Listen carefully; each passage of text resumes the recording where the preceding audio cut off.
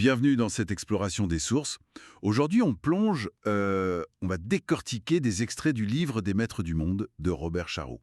Ouh. Notre mission, si on peut dire, c'est d'analyser un peu ces idées fascinantes et, il faut le dire, assez controversées sur les mystères anciens et sur une possible influence extraterrestre, peut-être. C'est exactement ça. Un auteur et des théories qui ne laissent pas indifférent. Oui, Robert Charroux, de son vrai nom Robert Grougeot, c'était un personnage assez éclectique, non?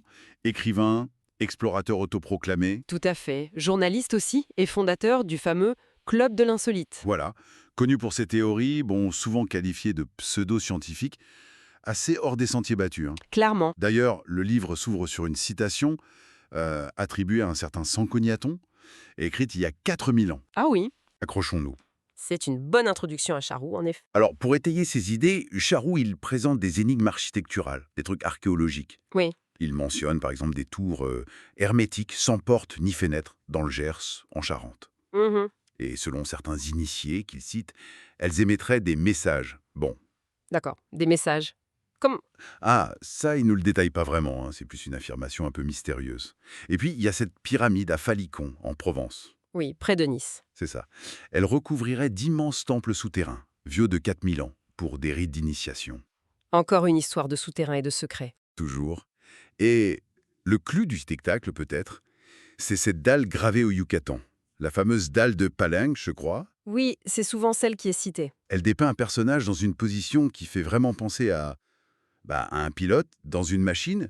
Ça ressemble étonnamment à une fusée moderne, quoi. C'est l'interprétation ancien astronaute classique de cette stèle Maya, effectivement. Et donc, tous ces exemples, pour lui, ce ne sont pas des coïncidences. Il voit des concordances dans les vieux manuscrits. Égyptiens, phéniciens, mayas. Il cherche des motifs récurrents, des histoires similaires. C'est ça. Et sa conclusion, c'est que des visiteurs venus d'ailleurs, il les appelle dieux, anges, extraterrestres, peu importe le nom en fait, Mhm. auraient vécu sur Terre il y a 5000 ans, peut-être 12 000 ans. Et ils auraient laissé ces traces. Ce seraient eux, les véritables maîtres du monde. Émérisme. Oui, en référence à Évémère, un philosophe grec qui pensait que les dieux étaient à l'origine des rois ou héros humains divinisés après leur mort. Le néo, c'est pour dire que cette fois, l'origine n'est pas humaine, mais...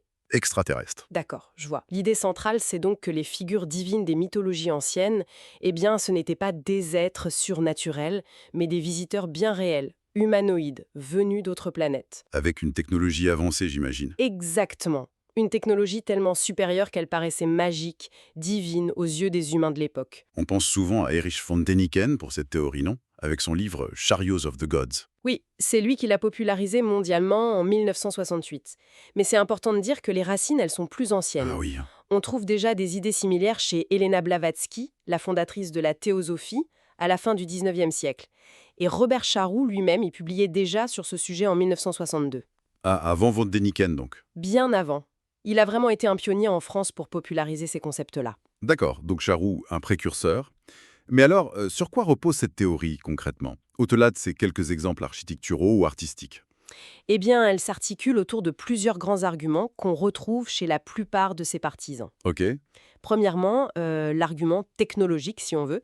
Certaines constructions anciennes, on pense aux pyramides d'Égypte, aux lignes de Nazca au Pérou, à certains temples mégalithiques, Ouais. sembleraient, selon eux, impossibles à réaliser avec les outils et les connaissances qu'on prête officiellement à ces civilisations. Donc l'hypothèse, c'est qu'il y a eu une aide extérieure.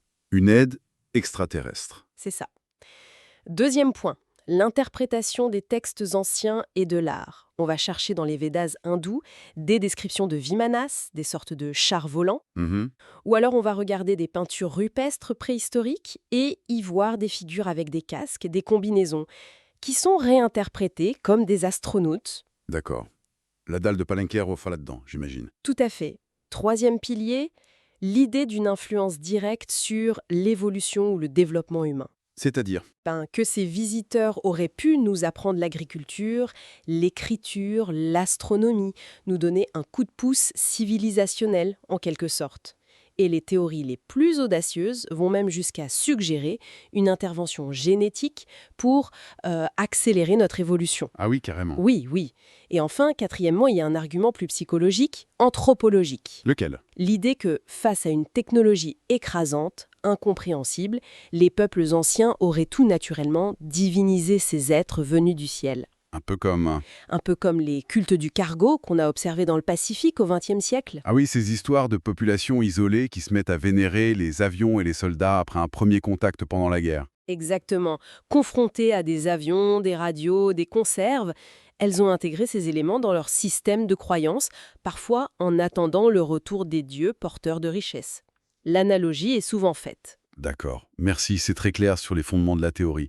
C'est important de le préciser tout en rappelant, et Chardou le disait lui-même, Oui, qu'il se situait volontairement en marge de la science orthodoxe.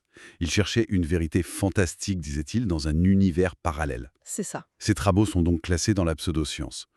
Notre objectif ici, ce n'est pas de juger, mais bien d'exposer les idées telles qu'elles sont présentées dans ses écrits. Tout à fait. Et c'est intéressant parce que même si la communauté scientifique rejette massivement ces théories, leur popularité pose question. Comment ça? Eh bien, au-delà de la validité scientifique, cette exploration des idées de Charroux ou de von Däniken, ça soulève une interrogation peut-être plus profonde sur notre rapport au passé lointain. On peut se demander dans quelle mesure est-ce que nos mythes fondateurs, nos légendes les plus anciennes, ne pourraient pas contenir des échos très déformés, bien sûr, symboliques, Oui. mais des échos quand même, d'événements réels ou de rencontres qui ont complètement dépassé l'entendement des peuples de l'époque, qui ont été interprétés avec leur propre cadre de pensée, religieux, mythologique. Une sorte de mémoire collective déformée par le temps et l'interprétation. Voilà. C'est une piste de réflexion, en fait, sur la manière dont l'histoire se construit, se transmet, se transforme en mythe, et sur la façon dont nous, aujourd'hui, on lit et on interprète ces récits venus d'un passé si lointain et souvent si mystérieux. S'invite à une certaine humilité face aux récits anciens, peut-être.